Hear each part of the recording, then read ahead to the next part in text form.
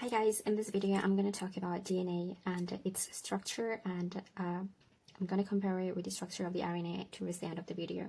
It's a simplified version for you to understand because I know it's a hard topic and I had my challenges to get my head around it as well. I can promise you it's very straightforward once it's simplified and broken down into basic informations. So what is DNA? So DNA is simply a polymer. So DNA is a polymer made up of simpler molecular units called monomers. And the monomers that we're talking about are nucleotides in this case, in the case of DNA. And these nucleotides are made up of a phosphate group, a deoxyribose, pentose, sugar, and nitrogenous base. So the building block of DNA are phosphate group, deoxyribose sugar, nitrogenous base. There are 4 different types of nitrogenous base, and depending on which base is attached to the sugar, it's possible to form 4 different types of nucleotides. So in the picture of DNA. So these are 2 antiparallel strands of the DNA, and as you can see, we have sugar phosphate backbones on both ends, and in the middle we have base pairs.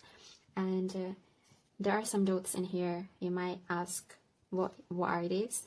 Basically, they are just hydrogen bonds, and hydrogen bonds are the strongest bond out there. So it makes sure that the molecule is very compact and it doesn't break down or doesn't split. So hydrogen bonds they keep the double helix together. And as mentioned before, these letters A, C, T, G are nucleic acids or bases. Each base has a specific complementary base pair.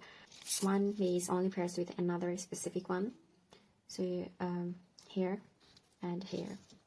So adenine always pairs with thymine, and cytosine always pairs with guanine. So adenine is a purine base and thymine is a pyrimidine base. So a purine base will always pair with a pyrimidine base. What are purine and pyrimidine bases? So there are 2 types of bases, and purine and pyrimidine are those 2 types. And between adenine and thymine, 2 hydrogen bonds always form, whereas between cytosine and guanine, 3 hydrogen bonds form.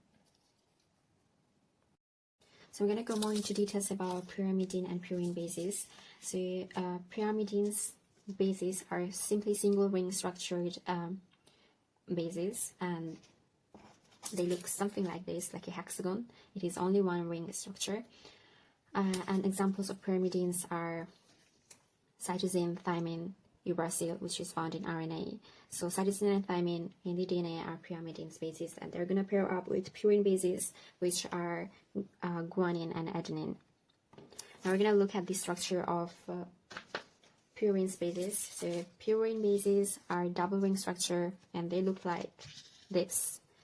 So it's a hexagon with a pentagon attached to it. They look something like this. All these dots, they simply represent carbon atoms. And examples of purine bases are adenine and guanine, like mentioned earlier.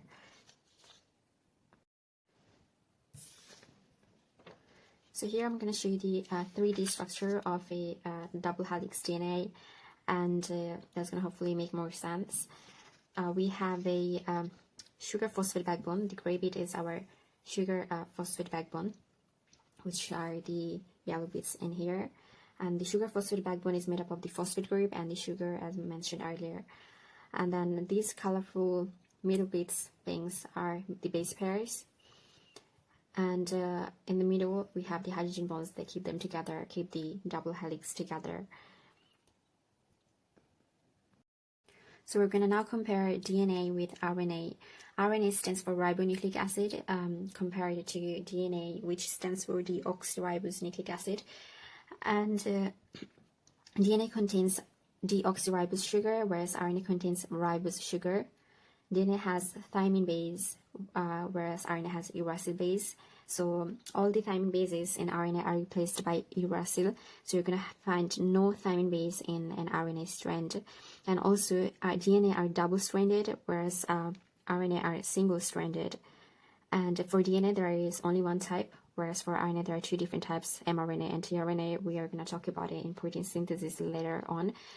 If we have a DNA helix and we wanna make it look like an RNA, so what we can do is like RNA simply looks like this, single-stranded, and the base thymine is replaced by uracil. The sugar has become ribose sugar instead of deoxyribose sugar, and you're gonna be left with only one sugar phosphate backbone and bases because it is single-stranded. And that is it. That's RNA compared to DNA.